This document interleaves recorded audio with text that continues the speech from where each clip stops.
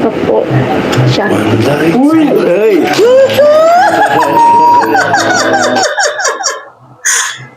Wala na, alam na eh. Alam na yung susunod nito. Hi guys! Once again, welcome back sa ating channel, panibagong araw at syempre panibagong reaction video na naman ang ating pag-uusapan. So ngayon guys, no, talagang na-miss ko talagang reactionan itong dalawa na to kasi isa talaga to sa pinaka-paborito kong love team sa Kalingap or kay Kalingap Prab. So maraming mga nangyari kasi nitong past few days, di ba?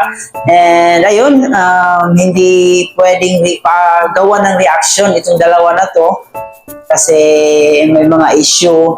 Tapos, yun nga, sinabi na ni Kalingap Prab nung last live niya na pwede na ulit gagawa ng reaction video pero dapat in a positive way. So, sa mga mahilig dyan ng issue, so tigilan na po natin yan kasi marami din yung maaapektuhan, di ba? And bilang isang reactor, talagang nire-respeto po natin lahat ng desisyon ni Kalingap Prab and para din naman ito kay Carla. So, talagang sobrang saya natin kasi pwede na silang pag-reactionan, so pwede na natin gawin ng reaction. And hindi lang naman ako yung masaya dito kasi marami kaming mga kapwa ko reactor na talagang naging masaya sa desisyon ni Kalingap Prab na pwede na itong gawa ng reaction ulit. So ayan, I'm very happy talaga. So ngayon ay bibigyan natin ng reaction itong part 42 ng Jungkal kung saan dito is in-interview lang naman ni Kalingap Prab si Jomar at saka si Carla after ng kanilang pagbakasyon, no? Kasi si Carla talagang nag-unwind muna ito sa Naga para yung makalimutan yung mga issue kasi nga naman talaga yung mga issue na walang katapusan, di ba? So, ayun, maganda talaga nangyari kay Carla kasi nga parang naano siya doon, nawala yung stress niya.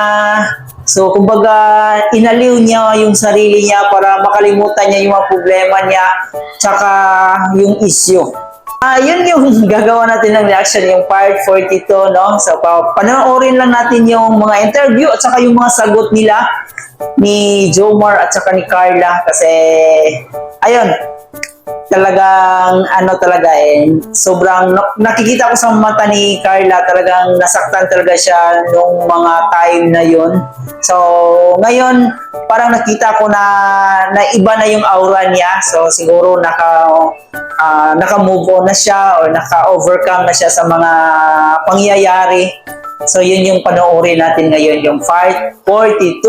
At talagang nagulat sila, no, kasi parang hindi talaga nila expected na ma-vlog sila ngayon kasi nga kagagaling lang nila sa bakasyon. So ang nangyari, parang na-surprise si Carla at si Jomar. So alam ko excited na kayo guys, pero bago ang lahat, syempre kung bago ko lang ito sa ating YouTube channel, huwag mo kalimutan mag-like, share, comment, and of course mag-subscribe na rin po kayo. At higit sa lahat, huwag natin kalimutan palagi ang pinakaama ng Kalingap. Palagi po natin suportahan si Kuya Bal Santos Matubang, si Ate Edna Vlogs, at syempre si Kalingap Prab and si Jack Matubang. Lahat ng G-Boys, lahat ng Kalingap partners, and of course lahat ng charity vloggers sa Pilipinas. Kasi napakaganda po ng kanilang advokasya at ito po ay para sa ating mga kababayan na nangangailangan ng tulong. Kaya naman guys, alam ko excited kayo. Tara, samahan niyo ako at bibigyan natin ng kunting reaksyon yung mga interview at yung mga sagot ni Papa Joms at ni Baby Carla dito. So alam kong ready na kayo, kaya naman let's go. Let's play! So ayun mga Kalingap, dito tayo, Tina Carla, sa bahay ni Carla. Plapa kayo bro! Yun nga. Parang wala ata si B1 si B2 at sino yung pangatlo? Si B3. Si B3, okay. Yung Carla, okay yung kuryente niyo? Hindi po po. Hindi pa rin. Naku. Pero ikaw, okay ka na. Ikaw, kumusta ka? Okay ka naman? Okay lang na. Okay naman? So, o nga pala, kumusta naman yung panaga niyo? Kumusta naman yung, ano naman dito? Bakasyon. Okay lang po. Masaya. Masaya? Ay! Alam niyo ba guys, makikita niyo sa mata ni Carla na talagang happy na ito, no? Happy na ito si Bibi Carla na ayun, nakasama niya si Papa Jones ng sulo. So, grabe. I'm very happy para sa ating Bibi Carla. Eh, masaya kasi tawag niyan, inuloko ko rin kasi siya bro. Di ba nga pinagpaalam ko sa'yo? Eh, alam naman natin, kaya mo naman niyang mag-break muna sa mga kaya sa mga ingay ng sa mga ingay ng social media. oo. Inuloko siya. Buti nga pumayag eh. So, yun. Buti pumayag ka Carla. Opo, pinaalam niya naman po kay mama. Tinulungan ko rin siya ng paalam. Pero wala naman. Ang importante, may basbas sa magulang, di ba? And yun yung maganda. Nakakadagdag pogi points yun pag mismo yung lalaki nagpapaalam sa magulang. So, dapat, yun naman talaga dapat ang gagawin ni Papa Jones, di ba? Bilang pagrespeto. Hindi naman masama sa'yo. Bakit? Di wala siya sa akin. Hindi ka ba niya iniwan? Hindi ka ba niya ginupo? Ito naman, wala Sorry. Wala naman. Okay. Good. Saan ka natulog doon?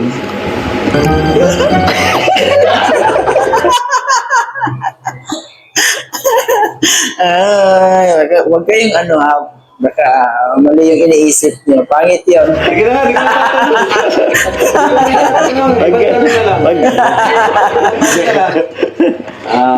saan kayo kumain? Siyempre, sa bahay, tapos siyempre sa labas din naman. Minsan sa bahay. Parang natagalan ata si Papa Jones ang sagutin na. Parang na-stuck ata siya ulit. Na-stuck siya ata na mga ilang seconds. Parang gano'n. So, yun. May ibang tao ba dun sa bahay? Meron din naman bro, meron. Hindi naman kapatid ko, andun naman yung Grabe na. Grabe naman yung mga tanungan ni Kuya Rob. Parang, ay, nako, Diyos ko, Lord. Oo. Pero wala nag-vlog, no? Ay wala. Ay as much as possible bro, hindi mo na kami Kasi sinannounce ko sa live ko na munang ito na reaction video si Carla para silang family nila is makapag-relax, no? Hindi sila ma-bother dun sa mga nakita nila sa YouTube, di ba? Okay ba? Tanungin ko lang kay Carla. Okay ba Carla yun yung ginawa kong action na huwag ka munang gawa ng reaction video? Okay ba yun sa'yo? Opo, Kuya Ram, para din po, yung issue po baga na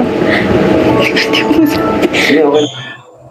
Para sa akin guys, no, tama lang yung ginawa ni Kalinga Prab na itigil mo na yung pagre-reaction. Kasi pag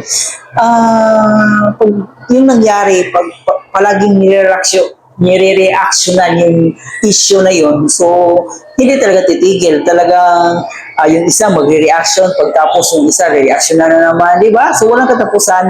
Kaya mas mabuti talaga yung ginawa ni Kalinga Prab para matuldukan yung issue na yun. Diba? So, para sa akin, maganda yung ginawa ni Kalinga Prab doon. So, magandang desisyon yun para na rin kay Carla, para ma-relieve siya sa mga issue kasi talagang napakabata pa ni Carla para mag-handle ng ganung klaseng issue, di ba? So, walang kalaban-laban and talagang okay. Tama yung ginawa talaga ni Kalinga Prab na pabayaan muna si Carla and hayaan mo nang maghilom yung mga masasakit na salita na natanggap niya. So, di ba? Maganda. Okay yung decision ni Kalinga Prab. Yung issue na, yung sorry na si Carla. Huwag ka na bro. Hindi ko lang yun. Ano, issue na? madami po bagang issue Mga issue para cool down po. cool down muna. Oo. Ayos. Okay yun. So, nakatulong naman ba yung pag-bakasyon nyo kahit ilang araw yun bro? Ano bro, 2 days 1 night. 2 days, 1 night. Nakatulong naman ba Carla sa yung mental health? Like, nakapag-relax ka? Opo. So, anong ginawa mo dun Carla saan ba nag-stay sa bahay niyo? Opo. Sa bahay nila Jones. Ano yung mga pumasok sa isip mo? Ganyan. Wala po. Hindi po ako masyadong nagparaisip. Di mo masyadong inisip. So, tama naman ginawa ko. Nagtanong ka talaga na relax. Relax. Ayun. Tama. So, ikaw naman bro, paano mo siya tinulungan? Paano mo siya kinomfort? Ano bro, paano ba? Ganyan siya, tinanong ko siya kung saan niya gustong pumunta, mga ganun. So, kasama si Coffee. Kasama si Kobe, syempre. Oo. Pati nyo kang sinama. Andito pala kayo, kuya. Ano kasama wala si Ato? Wala si Ato, wala kayo. No Ato, no Yo-Yo. Umalis ko lang. Oo. Wawa. Parang walang... Mas nakakatawa kasi guys pag nandyan si Ato, di ba? Siya din yung nagbibigay ng at ano tawag doon ng kakatawanan. Parang kulang ay. Di ba? Mas maganda pag nandyan si Yo-Yo Ato. ngayon, ano? Wala si Oo nga eh. Asan yung tropa mo, kuya? Amoy una. Oh, hayaan mo na yan, hayaan mo na yan. Oo. Back to you. Back to you. Ayan. So, ano yung ano, para Joms, tawag dyan, ano yung naging ano, resulta nung ano yung bakasyon sa para sa'yo? Ano yung naging magandang resulta nung? Ano, mas nakilala ko pa siya, kay Carla. Ayun. Nakapag-banding kami. Tapos, napag-usapan namin yung mga bagay-bagay na nangyayari sa ano. Tapos, siyempre, advices. Siyempre, bilang nakatatanda,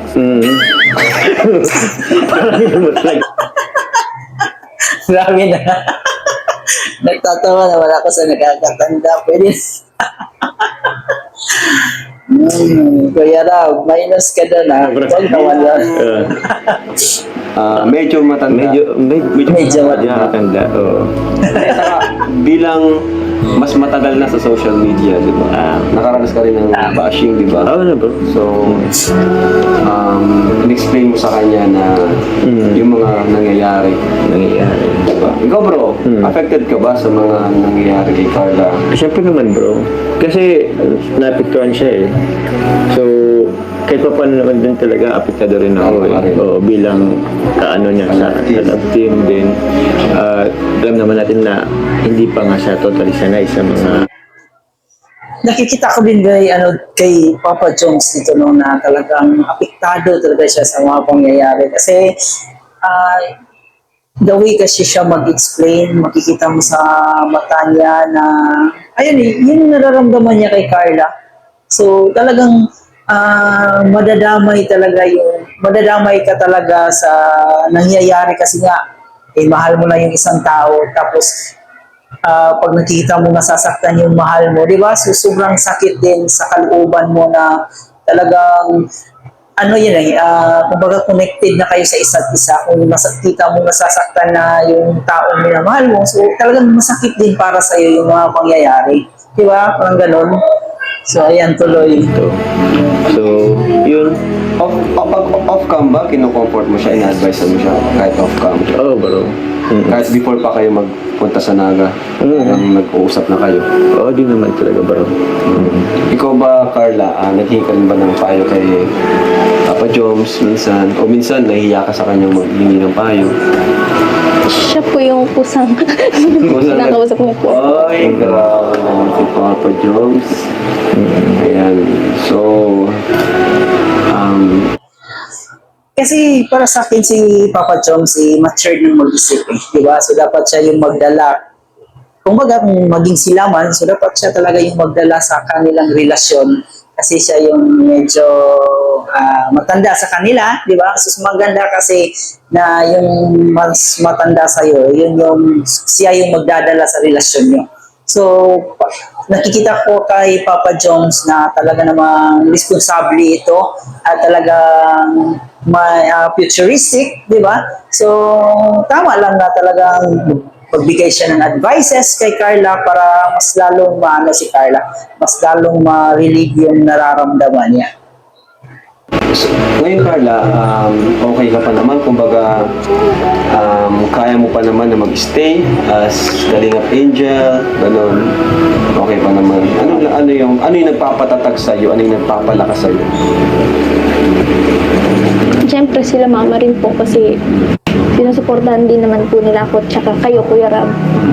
Tsaka alam ko din naman po na hindi nyo rin naman po pababayaan. Pinagtatanggol nyo rin naman po. Bashing. Tsaka po, siya. Ay!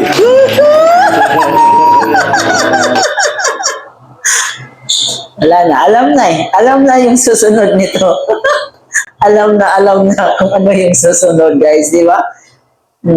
Huling-huli na eh. Advance congratulations, Papa Jones. Ano mo, ramdam ko yun. Parang gumagano niya. Papa Jokes, no? Hindi lang as a love team, syempre as close friends or ano man, kung ano man meron sa inyo. More than friends. Ramdam ko yung suporta niya sa'yo, Carla. Diba? And yun nga, minsan nakita rin namin si Jomar, na-stress din siya. Di ba nakita minsan stress? Tulala. Parang si Tata. Parang si Kuya Tata, ay, ano na yun? Iba Malala na yun. Wala yan. Nakakuyatan. So, Carla, tawag dyan. Tinanong ko siya kanina, no, ano yung mga magandang, kumaga, naging resulta, no? Diba? Kumaga, ano yung magandang naging resulta ng pagbakasyon mo? So, para sa'yo, Carla, ano naman, para sa'yo, ano naman yung naging epekto nun na kinatuwa mo? Yun nga po, nalimutan ko po yung mga problema. Tapos, parang, nawala po yung stress ko. Halata nga. Nawala yung stress niya kasi nandyan yung stress reliever niya, di ba? Ay, sus! Natatawa siya sa mga siya. Ano ba nangyari talaga doon? Joke lang. Pero wala namang... Wala naman. Ano lang talaga siya. Nag-enjoy lang kasi nag-enjoy lang. So, Enjoy lang. nanood din kami ng movies. Movie. Ay, nag-movie marathon. Hindi mo lang sinama. Pero, Sa labas lang sana. di bro, mas okay kasing kami lang muna. Kumbaga, kami lang muna. Gusto nagpiling kasama na kami. Para may taga-document. Media. May media. Taga-sunod na media. So, ano pa bang tanong? Kayo bro, may tanong ba kayo? Kayo dalawa? Kung tanong mo pa, kuya pa, ikaw muna. May merinda na. Merindahan. Lagi na lang ganyan. Ay, siguro sa Merindahan. Kakarating nga lang namin eh. Oh, may tanong ka kay Bobby. Ako may tanong ako kay Sige. Carla. Tanong. Ayan. Carla, sa nangyari ito na nakaranas ka ng pagbabago, ano ang pagbabago sa buhay ni Carla? Ayun, magandang tanong yan. Ano po, parang sa akin po, mas napapatatag ako na po. Wow. Ay, Papa Jones naman. Tsaka po, mas nakikilala ko yung mga taong totoo para sa akin, yung mga taong naandyan para sa akin po. Siya na doon yung mga supporters. Opo. Tama. At yun na guys, no, narinig natin mismo kay Carla at kay Papa Jones yung mga sagutan, yung mga sagot nila sa mga tanong ni Kalinga Prab at saka ni ewan ko ito si Baytree ba to? So hindi ko alam. So talagang napifeel ko talaga yung nararamdaman ni Carla sa mga nangyari sa kanya, no? Yung mga bashing na natanggap niya last week, ng mga past days, di ba? So, napifeel ko talaga yung bigat ng nararamdaman niya. So, maganda yung decision ni Kalingap Jomar na samahan muna niya si Carla para mag-unwind, magbakasyon, di ba? Para malimutan muna niya yung mga issue. Kasi talagang, ayun yun yung nagbibigay bigat sa kanyang damdamin talaga yung mga issue na yun. At hindi lang sa kanya, pati na rin sa kanyang pamilya. And syempre, para sa atin din, mga supporters, no? Talagang nalulungkot din tayo na makita yung idol natin, yung sinusuportahan natin na nasasaktan sila. Diba? So bilang isang supporters, talagang nasasaktan din tayo pag nakikita natin yung sinusuportahan natin na ginagawa ng issue na wala namang katotohanan or talagang binabash siya na makikita natin na walang kalaban-laban. So, nalulungkot din po ako para kay Carla. So, ayan guys, nagpapasalamat din po tayo no, kay Kalinga Prab na talagang binigyan niya tayo ng chance ulit na makapag-reaction dito sa dalawa na to kasi ayun, kawalan din po sa ating ibang Kalinga reactor itong Jomcar, no? Pero para sa akin guys, hindi naman siya talaga totally kawalan kasi lahat naman pinagre-reactionan ko, lahat ng love team sinusuportahan ko. Pero nalulungkot ako doon sa mga kapwa ko reactor na nakapokus sa Jomcar kasi nga talagang nag-down yung mga views nila. So ayan guys, maraming salamat sa panonood dito sa ating reaction video. Sana'y nag-enjoy kayo. Kung di nyo pa napanood ang buong video nito, please don't forget to visit kay Kalinga Prab, yung part po dito ng Jomcar. So panoorin nyo po, i-marathon po natin yan. Suportahan din po natin yung part po dito ng Jomcar. So ayan guys, maraming salamat at sana'y nag-enjoy kayo. Please don't forget to like, share, comment sa ating video. And of course, mag-subscribe na rin po kayo. Muli po, maraming salamat sa inyong panonood.